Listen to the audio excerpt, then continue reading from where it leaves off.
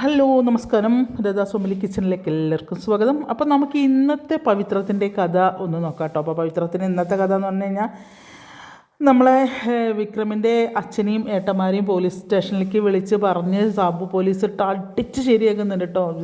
എൻ്റെ വിനായകനും കിട്ടുന്നുണ്ട്, വിശ്വനും കിട്ടുന്നുണ്ട്. വിശ്വം പാവം പറയും ഷർട്ട് ഇങ്ങനെ കടിച്ച് പിടിച്ചിട്ടാണ് ആ വേദന മുഴുവൻ സഹിക്കുന്നത്. എന്നിട്ട് പറയും പുറത്താക്കടോ എന്ന് പറയണം. അപ്പോഴേക്കും മാഷ്ക്ക് വയ്യാണ്ടാവണ്, തളർന്നു പോകുന്നുണ്ട്. അപ്പോൾ വിനായകൻ പിടിക്കുന്നുണ്ട് മാഷെ. അങ്ങനെ വിശ്വം ചെല്ലുമ്പോഴേക്കും ഓടിച്ചെല്ലാണ്. അപ്പോൾ പറയും അച്ഛാ എന്നെ ഒന്നും ചെയ്തില്ല അച്ഛാ, ഒന്നും ചെയ്തില്ല അച്ഛാ എന്ന് പറയുന്നുണ്ട്. പക്ഷെ നല്ല അടി കിട്ടിയിട്ടുണ്ട് കേട്ടോ. പക്ഷേ അച്ഛനെ വിഷമിപ്പിക്കേണ്ടെന്ന് ഇതിലറിയാം, എന്നെ ഒന്നും ചെയ്തില്ല അച്ഛാ എന്നൊക്കെ പറയാം. വിശ്വൻ്റെ അഭിനയം സൂപ്പറാട്ടോ, പറയാണ്ടിരിക്കാൻ പറ്റില്ലേ.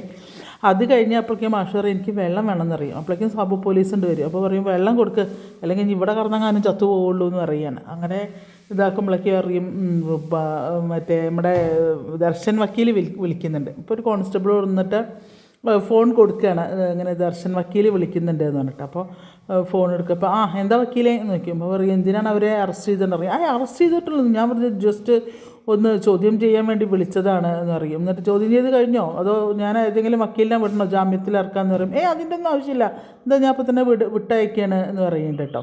ശരി എന്ന് പറഞ്ഞിട്ട് അങ്ങനെ ഫോൺ വയ്ക്കും. എനിക്കറിയായിരുന്നു ആരെങ്കിലും വിളിക്കുന്നുള്ളത്, അപ്പോൾ അതുകൊണ്ടാണ് കൊടുക്കാനുള്ളത് നേരത്തെ കൊടുത്തതെന്നും പറയുന്നുണ്ടായിരുന്നു കേട്ടോ. അപ്പോൾ പറയും കണ്ടില്ലേ, എന്തിപ്പോൾ മരുമകൾ അടുത്തില്ലെങ്കിലും മകനും അടുത്തില്ലെങ്കിലും അവൾക്ക് വേണ്ട ആൾക്കാരെ വിട്ട് വിവരങ്ങൾ അന്വേഷിക്കും വിളിപ്പിക്കുകയൊക്കെ ചെയ്യുന്നുണ്ട്. മകനില്ലെങ്കിൽ ഇപ്പം എന്താ, പിന്നെ മരുമകൾക്ക് കൂട്ടായിട്ട് പിന്നെ വേറെ ആളുകളുണ്ടല്ലോ എന്നൊക്കെ ഇങ്ങനെ പറയുകയാണ് ഈ സാബു മാഷോട്. അപ്പോൾ മാഷ് ഇങ്ങനെ ദേഷ്യം വന്ന് കൈയൊക്കെ ഇങ്ങനെ ചുരുട്ടി പിടിക്കേണ്ടി പറയുമ്പോൾ ചുരുട്ടി പിടിക്കാതെടോ ഇത് പൊട്ടിപ്പോകുന്നു അങ്ങനെ എന്തോ പറയുന്നുണ്ട്. അത് കഴിഞ്ഞിട്ട് പറയും പൊയ്ക്കോന്ന് പറയുകയാണ്. അത് കഴിഞ്ഞ് പിന്നെ കാണുന്നത് നമ്മളെ വേദയുടെ വീട്ടിൽ വേദയും ദീപ്തിയും കൂടി ഇരിക്കുക. അപ്പോൾ ദീപ്തിക്ക് എന്തോ വേദയോട് പറയണമെന്നുണ്ട്, പക്ഷേ വേദ മൈൻഡ് ചെയ്യുന്നില്ല. വേദ ഫോണിക്ക് നോക്കിയിരിക്കുക. കാരണം വേദ പറയുന്നത് അവൾ കേൾക്കുന്നില്ല. പിന്നെ ഇപ്പോൾ അവൾ പറയുന്നത് വേദയ്ക്ക് കേൾക്കേണ്ട ആവശ്യമില്ലല്ലോ. അപ്പോൾ അമ്മ 2 ഗ്ലാസ് ജ്യൂസ് കൊടുന്ന് വെച്ചിട്ട് 2 പെൺമക്കൾക്കും കൊടുക്കുകയാണ്. അപ്പോൾ പറയും എനിക്ക് നിങ്ങളോട് കുറച്ച് കാര്യങ്ങൾ സംസാരിക്കേണ്ട അറിയാം. അപ്പോൾ ദീപ്തി അറിയും എന്താ സംസാരിക്കാൻ പോകണമെന്നൊക്കെ എനിക്കറിയാം. നിങ്ങളുടെ കുറേ വേദാന്തങ്ങളും അതും ഇതും ബോംബായിട്ട് ഞങ്ങളുടെ കണ്ണാക്കിൽ വെച്ച് പൊട്ടിക്കാനല്ലേ അങ്ങനെ അറിയും. അപ്പോൾ ഇവള് വേദ ചീത്ത പറയാണ്.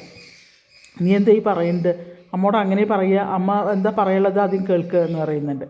അതെ, അതിന് ഞാനൊന്നും പറഞ്ഞില്ലല്ലോ, ഞാൻ പറയട്ടെ എന്ന് പറയണം. അപ്പോൾ അങ്ങനെ പറയുന്നത് നിങ്ങൾക്ക് അതൊക്കെ തോന്നാം, നിങ്ങളെക്കുറിച്ചുള്ള സ്വപ്നങ്ങളും ഒക്കെ ആയിട്ട് തന്നെ ഞങ്ങളും പിന്നെ കഴിഞ്ഞിരുന്നത്. ഇപ്പോൾ നിങ്ങളെ ഇഷ്ടം പോലെയാണ് ജീവിക്കുന്നത്, അങ്ങനെ കുറേ കാര്യങ്ങൾ പറയും. അപ്പോൾ നിങ്ങളുടെ അച്ഛൻ്റെ സങ്കടം നിങ്ങൾ കാണുന്നുണ്ടാവില്ല, പക്ഷെ ഞാൻ കാണുന്നുണ്ട്.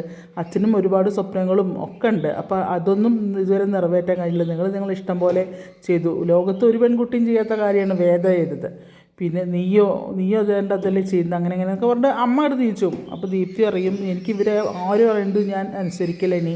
കാരണം എന്താണ് ആ പയ്യനുണ്ടല്ലോ വരുൺ, അവൻ മരിച്ചെന്ന് ഞാൻ ഇവരുടെയൊക്കെ മുഖം ശ്രദ്ധിച്ചു. ഇവർക്കൊക്കെ സന്തോഷമായിരുന്നു അവൻ മരിച്ചെന്ന് ഞാൻ ഇവരെയൊക്കെ ശ്രദ്ധിച്ച ഇനി ഞാനൊരു തീരുമാനം എടുത്തു. ഞാൻ എൻ്റെ ജീവിതത്തിൽ ഇനി ഒരു കല്യാണമേ കഴിക്കില്ല, അങ്ങനെ ഇവരതൊന്നും സന്തോഷിക്കേണ്ട എന്നൊക്കെ പറയും. ഇപ്പോൾ മോളെ നീ എന്താ അങ്ങനെ പറയേണ്ടത്, വേദേശിയൊന്നും പറയണ്ട, വേദേശീനെ എനിക്കറിയാം, വേദേശി കൂടെ നിൽക്കാമെന്ന് പറഞ്ഞിട്ട് അവസാനം അവനെ കൊല്ലിച്ചില്ലേ എന്നറിയാം. അപ്പോൾ പറയും നീ എന്താ ഈ പറയേണ്ടത്, വിക്രം അല്ല അത് ചെയ്തതെന്ന് പറയുന്നുണ്ട്. എനിക്കൊന്നും കേൾക്കണ്ട, ഇനി ഞാൻ ആരും അറിയുന്നതും ഞാൻ അനുസരിക്കും, എനിക്ക് ഇഷ്ടമുള്ള പോലെയാണ് ഞാൻ ജീവിക്കാമെന്ന് പറഞ്ഞിട്ട് അവളാണ്ട് എഴുന്നേറ്റ് പോകുന്നുണ്ട്. പിന്നെ സാബു പോലീസ് വിളിച്ച് നമ്മുടെ ഇയാളുണ്ട് വാസവനോട് പറയുന്നുണ്ട് പിന്നെ അവർക്ക് അറിയില്ല സാറേ എന്നറിയാം. അപ്പോൾ നല്ല അടിക്കായിരുന്നില്ലേക്കും ആ മാഷ മുന്നിലിട്ട് മക്കളെ നല്ല അടിയടിച്ചു, പക്ഷെ അവരൊക്കെ അതാ പറഞ്ഞത് അവർക്ക് അറിയില്ല എന്ന് തന്നെയാണ് പറഞ്ഞത് എന്നറിയും. അത് ശ്രീശാന്ത് സാറ് പ്രത്യേകം പറഞ്ഞിരുന്നു പറഞ്ഞു വെച്ചിട്ട് പോടും എന്നറിയും. കാരണം ശ്രീശാന്തിനെ പൊക്കി കൊണ്ടുവരികയാണ് വാസവൻ്റെ മുന്നിൽ. അപ്പോൾ വെച്ചിട്ട് പോടുമെന്ന് പറഞ്ഞിട്ട് അങ്ങനെ ഫോൺ വെക്കുകയാണ് അയാൾ ദേഷ്യം വന്നിട്ട്. അവിടെ ശ്രീനിവാസൻ്റെ അടുത്ത് വന്നിട്ട് രാജേട്ടനും ജോസഫും വന്ന് ഇവരെ പോലീസ് അറസ്റ്റ് ചെയ്തുകൊണ്ടുപോയതും ഇവരെ ഉപദ്രവിച്ചതൊക്കെ പറയുന്നുണ്ട്. അപ്പോൾ പറയും ഇതിപ്പോൾ വലിയ കഷ്ടമായല്ലോ, അവനെ കിട്ടിയില്ലെന്ന് വെച്ചിട്ട് അവൻ്റെ വീട്ടുകാരെ ഇങ്ങനെ ടോർച്ചർ ചെയ്യാൻ പാടുണ്ടോ എന്നൊക്കെ ചോദിക്കുകയാണ്. കുറേ പിന്നെ പറയുന്നു. എന്നിട്ട് അങ്ങനെ ഈ സാബു പോലീസിനെ വിളിക്കുമ്പോൾ അയാളുടെ ഫോൺ സ്വിച്ച് ഓഫാണ്. അപ്പോൾ പറയും അവൻ ഫോൺ സ്വിച്ച് ഓഫ് ആക്കി വെച്ചിരിക്കുകയാണ് അറിയാം. അപ്പോൾ ഭാര്യയുണ്ട് ലളിതാന്നോ എന്താണ് പറയുന്നത്.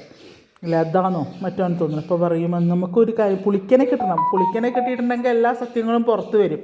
അതിന് പുളിക്കനെ കിട്ടാൻ പുളിക്കൻ എവിടെ? അപ്പോൾ പറയും നമുക്കൊരു മാൻ മിസ്സിങ് കേസ് കൊടുത്താലോ പുളിക്കനെ കിട്ടി. അപ്പോൾ വിക്രമനും തന്നെ ചെയ്യാൻ പറയുമ്പോൾ വേണ്ട, വിക്രമനെ നമ്മളിപ്പോൾ ഒന്നും ചെയ്യേണ്ട. കാരണം അഥവാ അവൻ്റെ വാസവൻ്റെ കയ്യിൽ ഇവർ രണ്ടുപേരുണ്ടെങ്കിൽ ചിലപ്പോൾ വിക്രമനെ ഉപദ്രവിക്കാൻ ചാൻസ് ഉണ്ട്. അപ്പോൾ പുളിക്കൻ മിസ്സിങ് ആണെന്നും പറഞ്ഞിട്ട് നമുക്ക് നമ്മളുടെ ഒരു അനുയായിയാണ്, അയാൾ മിസ്സിങ് കാണാനില്ലെന്ന് പറഞ്ഞിട്ട് നമുക്കൊരു പരാതി കൊടുക്കാം സ്റ്റേഷനിൽ. അപ്പോഴും ഈ പോലീസുകാരല്ലേ അത് വേണ്ട ഞാൻ ചെയ്തോളാം എന്ന് പറയും. അങ്ങനെ ഇവരെ ഇനി ഒരിക്കലും ഉപദ്രവിക്കാത്ത രീതിയിൽ കാര്യങ്ങൾ മുൻപോട്ട് കൊണ്ടുപോകാനുള്ള പരിപാടി ചെയ്യണം എന്നുള്ളതാണ് പ്ലാൻ ചെയ്യുന്നത് കേട്ടോ. അത് കഴിഞ്ഞ് മാഷ വീട്ടിൽ വരുമ്പോൾ വിനായകന് ഇങ്ങനെ ചൂട് പിടിച്ചു കൊടുക്കുകയാണ്. ചൂട് പിടിച്ചു കൊടുക്കുന്ന സമയത്ത് പറയും ഒന്നിങ്ങനെ ഇങ്ങനെ നിൽക്കുന്നുണ്ട്. കാരണം വിശ്വന് ഇഷ്ടം പോലെ കിട്ടിയിട്ടുണ്ട്, പക്ഷേ ആളില്ലാന്നേ പറഞ്ഞിട്ടുള്ളൂ, അച്ഛനെ വിഷമിപ്പിക്കേണ്ടെന്ന് വിചാരിച്ചിട്ട്. അപ്പോൾ വിനായകനിങ്ങനെ ചൂട് വയ്ക്കുന്ന സമയത്ത് ചൂട് വെച്ച് കൊടുക്കണം, അതായത് ആവി പിടിച്ച് കൊടുക്കുന്നുണ്ട് പുറത്തൊക്കെ. അതിൽ പറയും ഇവൻ ഒരുത്തം കാരണമല്ലേ ഇപ്പം നമുക്കൊക്കെ ഇങ്ങനെ അടി കിട്ടുന്നത്. നന്ദിനി പറയുകയാണ് ഇങ്ങനെ അടി കിട്ടുന്നത് എന്നൊക്കെ പറയും. അപ്പോൾ അതിൻ്റെ ഇടയ്ക്ക് വേദ വിളിച്ചിട്ടാണ് ഇയാളെ ദർശൻ വക്കീലിനെ വിളിച്ച് പറഞ്ഞുകൊണ്ടാണ് അയാൾ വിളിച്ചത് എന്നൊക്കെ പറയുമ്പോഴൊന്നും നന്ദിനിക്ക് ദഹിക്കുന്നില്ല. നന്ദിനി അതിനും കുറ്റം പറയുന്നുണ്ട്. അതിൽ മാഷ അതിന് കുറേ പറയും അവനില്ലാത്തത് കൊണ്ടാണ് എല്ലാ നികൃഷ്ട ജീവികളും ഒന്നിച്ച് തലപൊക്കി വരുന്നത് എന്നൊക്കെ പറഞ്ഞിട്ട് മാഷ നന്ദിനിയെ വഴക്ക് പറയുന്നുണ്ട്. അല്ല ഞാനത് ഉദ്ദേശിച്ചൊന്നും പറയണ്ട, നീ അധികം മിണ്ടാതെ അവിടെ ഇരിക്കുക എന്ന് പറയുകയാണ്. അപ്പോൾ നന്ദിനിക്ക് കിട്ടിയ ചാൻസിന് നന്ദിനി വേദ കുറ്റം പറയുന്നുണ്ട്. അപ്പോൾ മാഷ അതിന് കൊടുക്കുന്നു, നീ മിണ്ടിപ്പോവരുത് എന്ന് പറഞ്ഞിട്ട് ചീത്ത പറയുന്നുണ്ട് നന്ദിനി. അപ്പോൾ പറയും എന്തായാലും അവൻ എവിടെ ഉണ്ട്, സേഫായൊരു സ്ഥലത്ത് അവനുണ്ട്, അത് ഉറപ്പാണ് എന്നുള്ള കാര്യം പറയുകയാണ് കേട്ടോ. മാഷ് പറയുക, പക്ഷേ അവൻ ആരുടെയും കയ്യിൽ പെട്ടിട്ടില്ല എന്നുള്ള കാര്യം ഉറപ്പാണ്. അപ്പോൾ മാഷ് പറയും നമുക്ക് എന്തായാലും നോക്കാം. അപ്പോൾ വിനായകൻ പറയും ഇത് ഇവിടെ കൊണ്ടൊന്നും നിർത്തുന്നില്ല, ഇനിയും അവർ വരും എന്ന് പറയും. അപ്പോൾ വിനായകൻ വിശ്വനാഥ് പറയാം ഇതും കൊണ്ടൊന്നും ഇവിടം കൊണ്ടൊന്നും നിൽക്കില്ല, ഇനിയും വരും, ഇങ്ങനത്തെ ഓരോ പ്രശ്നങ്ങൾ ഇനിയും വരാൻ ചാൻസ് ഉണ്ട് എന്നിങ്ങനെ പറയണം. അങ്ങനെ ഇത് വിനായകന് നല്ല കണക്കിന് കിട്ടിയണം. അത് ജോസഫ് ശ്രീനി സാറിനോട് പറയുന്നുണ്ട്. അപ്പോൾ പറയാം വിനായകൻ നല്ല കണക്കിന് കിട്ടിയിട്ടുണ്ട് എന്ന് പറയുന്നുണ്ട് കേട്ടോ.